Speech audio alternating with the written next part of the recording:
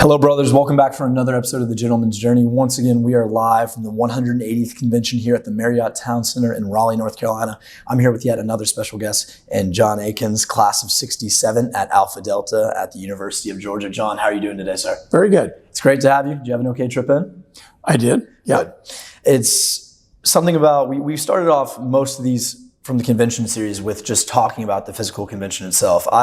This is my first one, as I mentioned in prior recordings. First one as a delegate also. Just to be here and to really feel the environment, it's been really neat already in these few days that I've been here. How many conventions have you been to? And I would love to hear about just what the convention means to you in general. I find that we all really do enjoy it in different ways, and you can really get some interesting answers there. So what do you think about the convention, John? Well, this is just my second convention. I went to the convention a few years back at Rollins College in Orlando. That was my first. Alpha Mu. And so far, you dealt with it. I've enjoyed the last night, the awards banquet. That was very well done, very inspiring. And it's just great to socialize with our active brothers from the Alpha. I think so too. You know, as I discussed with you prior to this, it's definitely a convention. This project we're working on here, all these different things are just a way to bridge the alumni and the current actives. And I think that's so important, not just from a networking standpoint or dealing with professionalism, but I think just being able to sit down, have conversation with each other, mentorship, learning from others' previous experiences. I think it's really invaluable. And I think it's the best place to do it is at convention, I would say. So though it may be your second one and my first one, I hope there is many more to come. And I'm sure there's going to be a lot of value that I just keep seeing throughout the weekend, and I bet you do as well.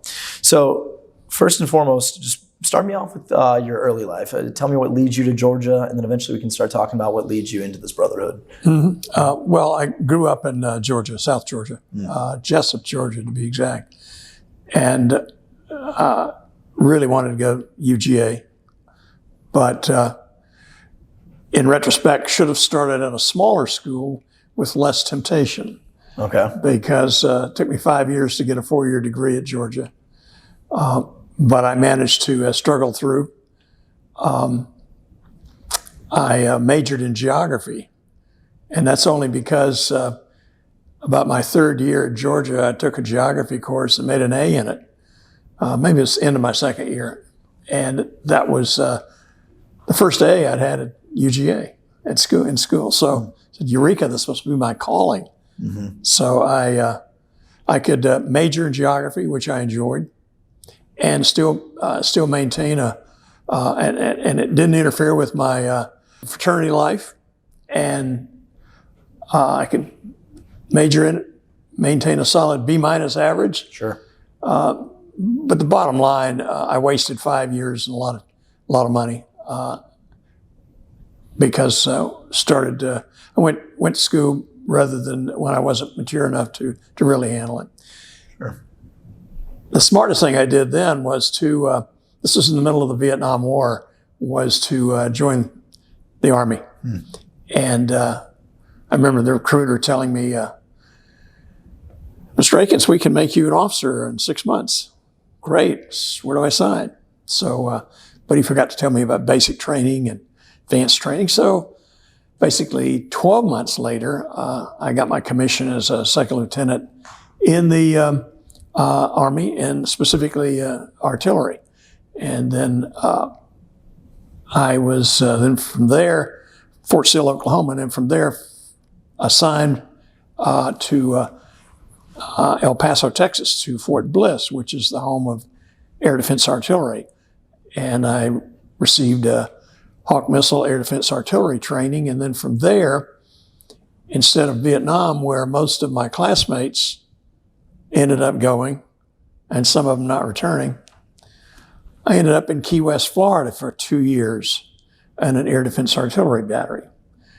And that I was successful. Castro never landed in Key West, so I guess it was a successful time in my life. The bottom line is, seriously, the Army matured me, taught me, gave me discipline, and really was a turning point in my life. Certainly not UGA, and it wasn't the fraternity. It was the U.S. Army. And I got out of the service in 1970, and the first company I went with was Pfizer, a pharmaceutical company. And they were looking specifically for military officers coming out of the Army or out of the service because of the training that they'd received, the discipline they exhibited. And so I spent 4 years in pharmaceutical sales and then switched over to medical diagnostics, and then another 35 or so years in medical diagnostics, sales, marketing, and management, and then retired in 2010. But it was the U.S. Army that really shaped my life, the military, and the discipline that I acquired there. So from listening to that back, you definitely say, obviously, the military was pivotal for you. Prior to that, during your undergrad experience, how, like, you do say that wasn't the turning point for you. How would you categorize it? You said it took me a while to finish, bare minimum, got through it. Yep. Tell me about your experience, like, with the fraternity while dealing with those other things involving academia and all that nature. Sure. Right now, let me start by saying I'm currently secretary of our lodge corporation board. I'm advisor to our lodge manager. I oversee all of the maintenance and the projects at the lodge. And I spend a lot of time, effort, and a lot of my own money on the Alpha.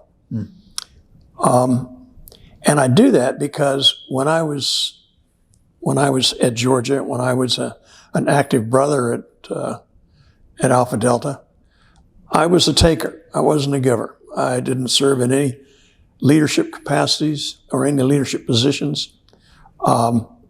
Very immature at that point in my life. I didn't contribute anything to the fraternity that I can recall other than dues and participation in the parties.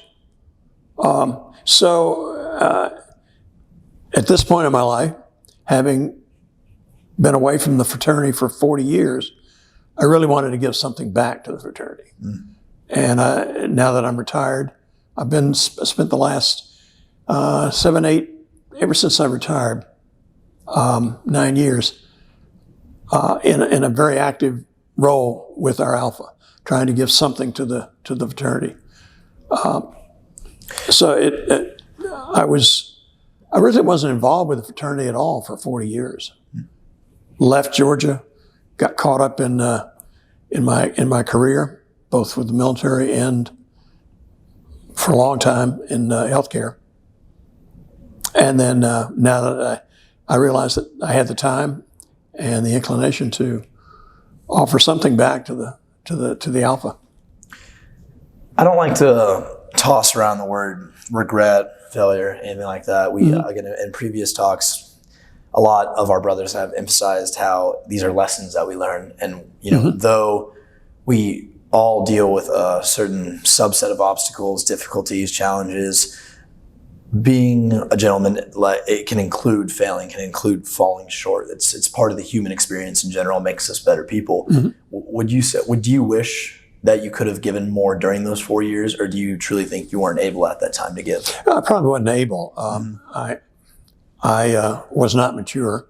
I recall being intrigued by it was 3 or 4 active brothers that we had in the fraternity at that time who had been in the service and had done their time in the service 3 or 4 years, and then got out of the service and then went to college. And they had pledged Chi Psi. And they were serious kind of guys. They studied all the time. They didn't party every night. They were much more mature, at least in my eyes. And I thought to myself, many years later in life, that, gosh, if I'd had only gone to the service first and then come back and gone to school at UGA and pledged Chi Psi, I think I would have been a different person, maybe in a better position to contribute to the Alpha. Sure. And I definitely think, though, and I'm not going to speak for you, of course, I definitely think just learning that along the way, no matter where that came in, even though it seems like in the grand scheme of things, it's out of order. You know, you wish you go to the service. Sure. You wish you can go to the Alpha next. You still find the right thing. And from a subjective viewpoint, you find it at the right time, regardless of, you know, Sure. how things may have seemed out of order. And I mean, that's why you're here today. That's why you're more hands-on. And now, would you say you feel like you're not, I don't want to say like, you know, fully invested, but would you feel way more capable and able to give time, services, effort, money, any of the above? Oh, absolutely. Absolutely. I learned to do a lot of things working with my dad. He was very much a hands-on guy, knew how to fix things, knew how to build things, knew how to manage projects like that. He was an engineer by trade, and I think that was one of the reasons he was such a do-it-yourselfer. And so I, rather than being able to go out and play with the kids, he had me working with him for years and years when I was living at home. So, and I hated that, but for the most part, I wanted to play with my buddies, my friends. But I learned a lot. Didn't realize at the time. So now I'm using those DIY skills to help manage the lodge. Sure. I'm constantly fixing things, repairing things, installing things at the lodge, hand in hand with the lodge manager. And I am the point person with contractors when we have things that need to be done, or we're going to build something, have something built, or have something repaired. So, and that's all because of my earlier experience. So that I'm giving back from that standpoint. Yeah, absolutely. And that makes me feel good. And giving, I mean, everyone knows giving is quite rewarding if you really do think about it. And giving to something, to a cause, and again, and I don't think we speak of charity here. I think we speak of, you know, this brotherhood, this organization, this thing that even though you weren't able to give back then, it gave to you still, regardless. You still met people, you still did things. Being able to give back to something that like brings you joy is even more rewarding. I feel like good for the soul. Absolutely. All of that. And I do feel like hearing your involvement with the lodge, whether it's repairing, it makes me want to ask you, like, how do you view the lodge even today? Because obviously, way back when, during your 4 years, I would assume your view of it now is much more different, especially being so directly involved, hands-on. How do you view the lodge beyond just brick and mortar? Good point. Good question. I've shared with other alumni that at UGA, the undergraduates, and more specifically the active brothers, are much smarter than we were when I came to UGA. In fact, anybody that applied virtually got accepted.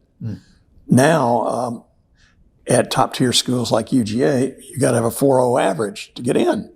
Well, I sure didn't have a 4.0 average. I couldn't get into Georgia now. But I've found that even though my active brothers are certainly smart and intelligent, there's some of them can be 19, 20-year-old knuckleheads, just like we were when we were their age. So intelligence and maturity don't necessarily go hand in hand. And so those of us who work closely with the actors realize that we were no different than they are now. And that if we recognize that, then we're prepared to cut them some slack, try and teach them something, help them learn. And that in itself is very, very satisfying. Valuable, nonetheless. I think being able to be invested in that way. Because anyone, again, you can really think about it. There are certain things that we need as a collective body, money included, but there are things much more powerful and much more rewarding than money.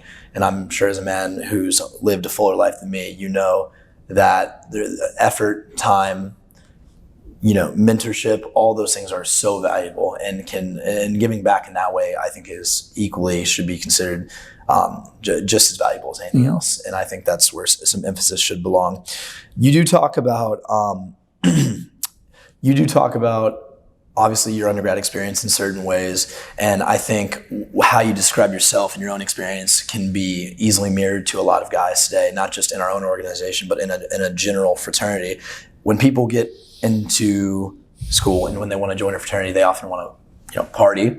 They just pay their dues, kind of go, and then often guys fizzle out. They move on, and they either go inactive by junior, senior year, or they just stop coming to stuff and just pay their dues.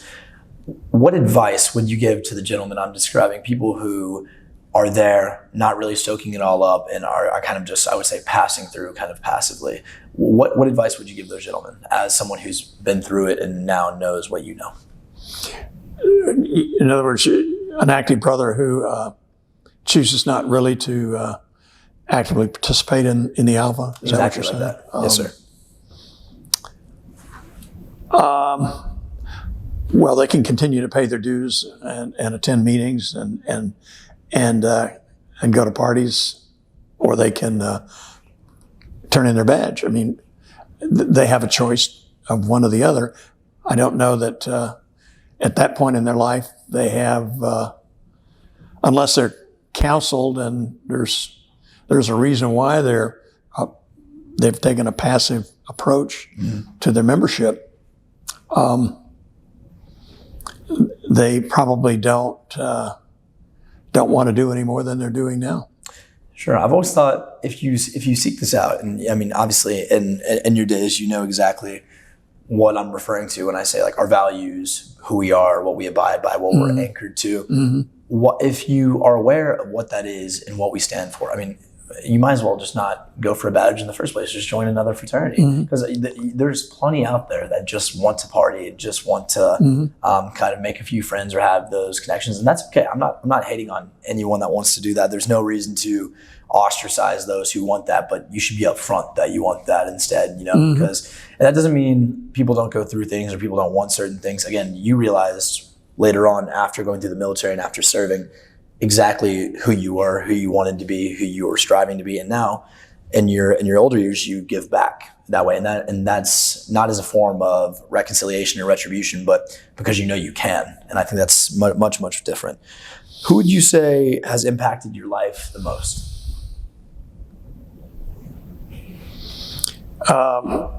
During what period of my life? Any that you're comfortable sharing with, and it can be personal, professional, family, friend, just someone you met on the street. I mean, I don't know. Just as someone who has impacted your life profoundly up until this point. Probably at different stages of my life, different people impacted me. Sure. And I would say at,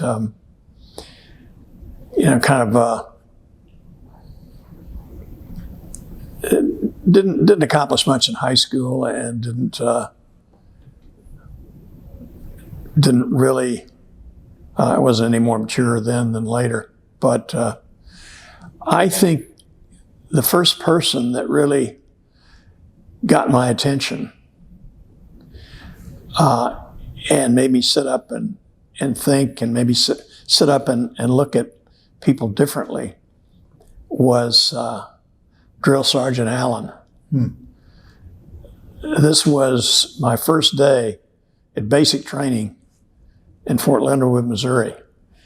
And to give you some perspective, I came from a little town in South Georgia called Jessup, Georgia.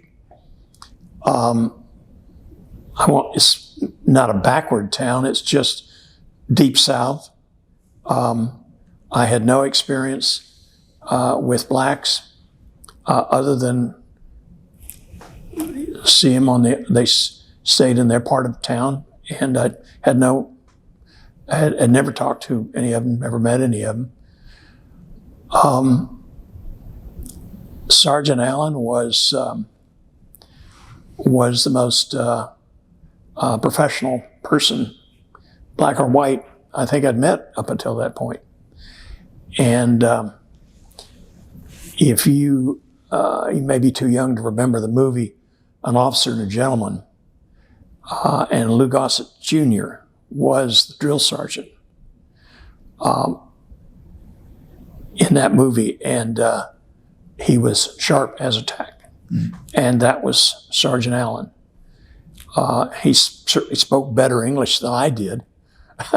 And he was really, really sharp, smart, and very, very objective. He didn't show any deference to the black soldiers in our basic training company any more than the whites. It's very fair. And for 8 weeks in basic training, I was in awe of him. So at that stage in my life, I think that was a turning point in my perception of people with Sergeant Allen. Did you guys maintain a relationship following leaving the service? No. No? But No, not even after basic training. Never forgot him, though? Never forgot him. No, he had his next group of raw recruits he had to turn into men in 8 weeks. So, and then after that was officer candidate school, 6 months at Fort Sill, Oklahoma. And I remember our TAC officer, Lieutenant Shrewsbury, who had just come back from Nam. He was he had a maturity about him that I was in awe of. He'd seen a lot that we hoped we would never see. And then after that, it was the various people that I reported to in the 4 or 5 companies that I worked for. Sure. During my career in healthcare. Is there something, just because I come from a military family, my dad served in the Navy for 15 years. Was there something about basic that just stood out to you, something you remember? Everyone has some type of experience they describe today, whether it's going through the chamber with the special type of toxin or gas in there, or it's getting OC sprayed in the face or anything like that. Did you have anything like that you held on to? Well, sure. You went through the gas chamber exercise. But I think that that people that went through basic training and OCS, you came away from all of that experience with a better appreciation for what you were capable of surviving and capable of dealing with. You could, well, certainly not in basic training and advanced training, but if you got to OCS and it was getting too much for you, you could leave. You could raise your hand and leave. We started with 120 officer candidates and graduated a little over 60, so about a 50% attrition rate. But you either dug deep and told yourself you're going to stick it out to the end, or you raised your hand and said, I want out. So I think that was a point in my life when I realized that, hey, I might have a chance here. You obviously talk about how you learn a significant amount of value in the military, and obviously very similar values to what we carry here as Chi-Sci gentlemen and things we promote here. What's a virtue or a value that really stuck from the moment you entered into the service on? Discipline. Discipline? Absolutely. And discipline to finish the job, commit to a job and finish it, and being willing to step up and work with others and get the job done. Sure. And I see that in many of the actives who have that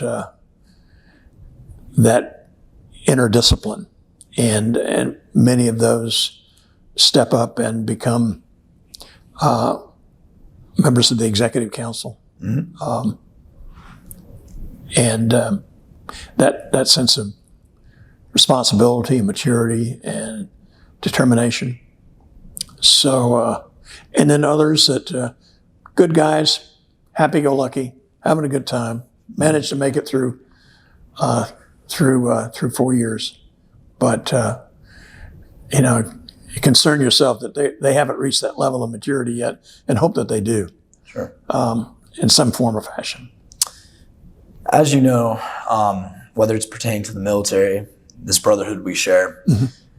we promote ideals of collectivism, the idea that we're all one and that we move together, we do things together. As a man who's been in several companies, you know that. Mm-hmm. And obviously, whether it's governing bodies here or just our own separate alphas, we all have to be together if we want things to work. It's like many cogs in a clock. Moving together, eating together, encouraging one another, any of the above. Mm-hmm. And I think that everyone knows that part of the reason we do that is because we're refining each other's weaknesses, we're holding each other up, but we also have certain strengths. Every man has strengths, every man has weaknesses. What are some of your strengths? And then on the other end, what are some of your weaknesses? Mm-hmm.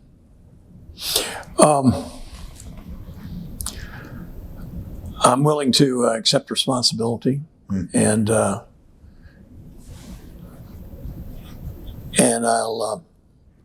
work hard to accomplish what I accept responsibility for, what I volunteer for, and in a timely manner. And I think timeliness is an important trait in a gentleman. Sure. And I think that in terms of areas of improvement, weaknesses, having a little more tolerance maybe for some of the guys who maybe didn't have fathers that have taught them some life skills. Sure. Some of the boys that have never picked up a shovel or pushed a lawnmower, but I do my best to recognize that maybe they didn't have a father like me, like I did, and or don't have a father like I did to teach them those kind of things. So I strive to try and teach them how to mow the yard. It probably takes we have a side yard. It probably takes 6 strips to go up and down. So I haven't really had to learn too much, but I'll see guys out there for hours doing it, and I'm just like, I can't imagine that. But definitely just listening, patience, understanding, I think are very tough things at times to do, especially when it feels like people are persecuting you, or it feels like you're having to deal with the ramifications of whatever these people are bringing forth.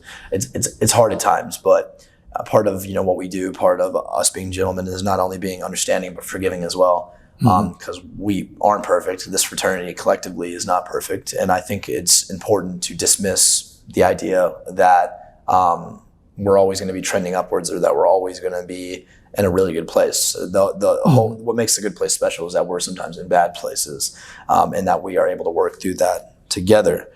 So moving into these last few questions, you have spoken about your various talents, placements during your lifetime and careers, different areas, whether it was military, pharmaceutical sales.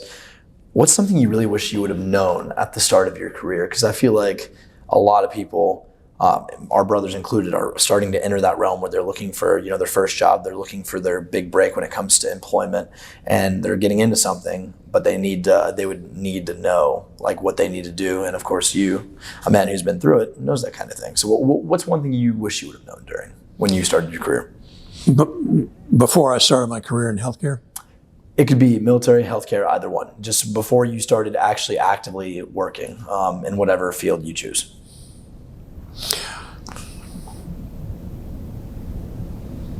See, I'm not sure. I really didn't have a plan. And maybe had I had some career counseling, it might have pointed me in the same direction. I don't know. I kind of stumbled into healthcare industry through the back door, having had that military experience, and that's what they happened to be looking for at the time. And then, but after about, I guess about 7, 8 years, maybe more like 7, 8 years later, I was in St. Louis, had been promoted out of the field to national accounts manager, and then into marketing, and then realized that a degree in geography isn't going to get you very far in business. So I went back to school at University of Missouri in St. Louis and got my MBA. And so that was, again, that was a career-changing event or period in my life. Having that MBA was an eye-opening experience. Plus, it was a good insurance policy. It helped me get that next job that I really wanted. So you correct me or clarify if I'm wrong. So you think specializing in a certain area, an area in demand, whether it comes to getting your degree in a certain area or just pursuing a certain field with certain skill sets, you think making sure you're set or honed on the right thing is the way to go? Yeah, I think getting professional counseling, of course, career counseling would have been helpful. As it turned out, I leveraged my people skills and my military experience to get into healthcare sales and marketing, and so I kind of lucked out there. Sure. I didn't have a technical degree, but didn't need one at that point. So I think it's probably a good investment in time. And you say investment. College has become, in general, especially as the years have gone on, a very interesting, uncertain investment. When you really think about the power of the degree, it's really succumbed to just a paper signed by your dean and that hangs on your wall. And if you're not picking an area that's needed, if you're not picking an area that's in high demand, it's almost like you're just tossing over $100,000 down the toilet.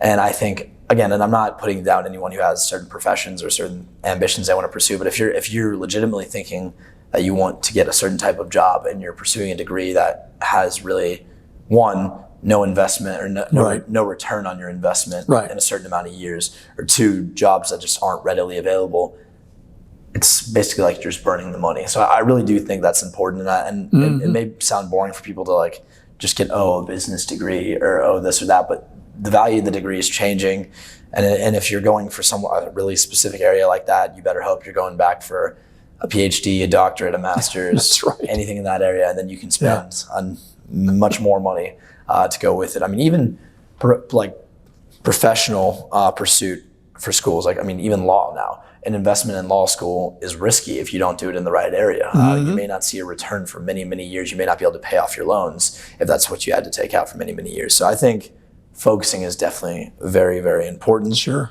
Got to be pragmatic about your future. You do have to be pragmatic. Certainly there's more than just one career path for most people. Sure. But maybe they don't recognize it, and that's where a professional could help them recognize that they have strengths and abilities and an inclination in one area versus another, but that area is much more likely to give them not only job satisfaction, but allow them to build some personal wealth at the same time. Sure. Getting into these last two, if you could go back and meet anyone, dead or alive, or you had the opportunity to meet anyone, who would it be and why?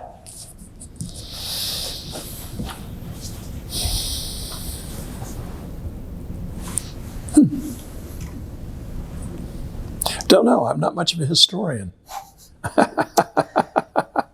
Surely there's got to be someone that somewhat interests you.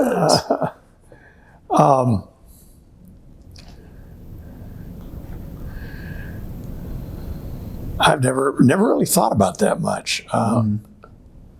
I think that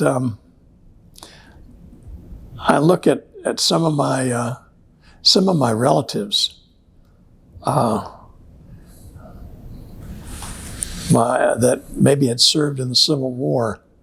I know one, my great-great-grandfather lost a leg at Shiloh and managed to, with the help of crutches, walk all the way to southern Louisiana, where that part of the family started. Mm. But I'd like to meet some of